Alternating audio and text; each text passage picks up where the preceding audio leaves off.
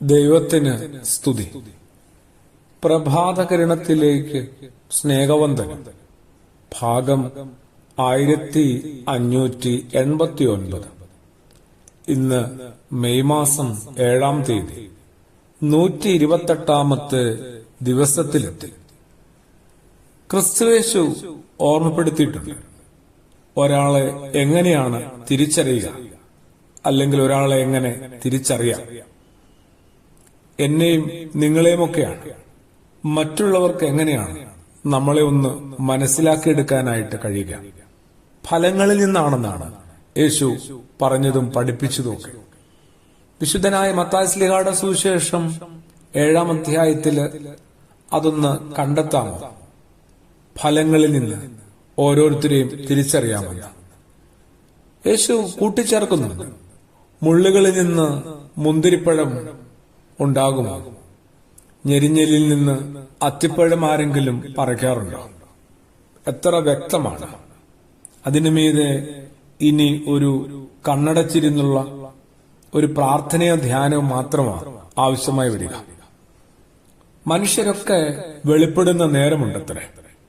എല്ലാ മനുഷ്യരും മൂടപ്പെട്ട സകലതും പുറത്തു വരുന്നൊരു നേരമുണ്ടാവും, കാലവും.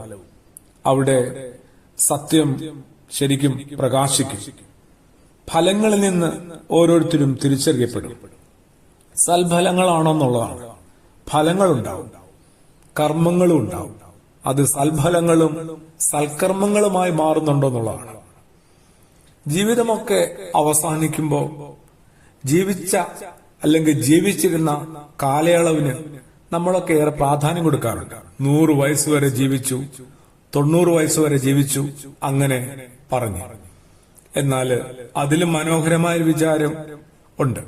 എത്ര വർഷം ജീവിച്ചു എന്നല്ല, എത്ര കാലം ജീവിച്ചു എന്നല്ല, പിന്നെയോ എങ്ങനെ ജീവിച്ചു എന്നതല്ല, ആ ജീവിതത്തെ മറ്റൊരാൾ എങ്ങനെ ഓർത്തെടുക്കുന്നു എന്നുള്ളതാണ്. ഓരോ ജീവിതവും ശരിക്കും സഫലമാവുന്നത് അപ്പോഴാണ്. മറ്റൊരാള് ആ ജീവിതത്തെ എങ്ങനെയൊക്കെ ഓർത്തെടുക്കുന്നു. അവിടെ എന്തൊക്കെ സൽക്കർമ്മങ്ങളുണ്ടാവും, അവിടെ എന്തൊക്കെ സൽഫലങ്ങളുണ്ടാവും. എല്ലാ നല്ല വൃക്ഷങ്ങളും നല്ല ഫലം പുറപ്പെടുവിക്കുമെന്നും ചീത്ത വൃക്ഷങ്ങളെല്ലാം ചീത്ത ഫലം കായ്ക്കുന്നുവെന്നും യേശു ഓർമ്മപ്പെടുത്തുമ്പോൾ ഞാനും നിങ്ങളുമൊക്കെ തിരിച്ചറിയപ്പെടാൻ പോവുകയാണ്, വെളിപ്പെടാൻ പോവുകയാണ്. ആ മൂടുപടങ്ങളൊക്കെ മാറ്റപ്പെടുമ്പോൾ സൽക്കർമ്മങ്ങളുടെ സൽഫലങ്ങളുടെ എന്തുമാത്രം വിഭവങ്ങൾ അവശേഷിച്ചിട്ടുണ്ടായിരുന്നു. അവ ശരിക്കും ലോകത്തിനു മുമ്പിൽ തുറന്നു വെച്ച പുസ്തകം പോലെ ആവുകയാണ്. ഓർമ്മപ്പെടുത്തൽ അവിടെ കൊണ്ട് യേശു അവസാനിപ്പിക്കുന്നില്ല.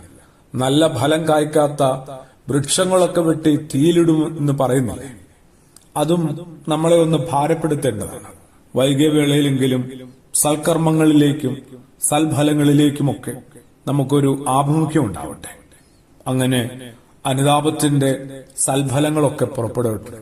അങ്ങനെ നമ്മൾ കുറേം കൂടി യേശു മനുഷ്യരായി രൂപാന്തരപ്പെടട്ടെ. പ്രാർത്ഥനയോടുകൂടി ആമേൻ.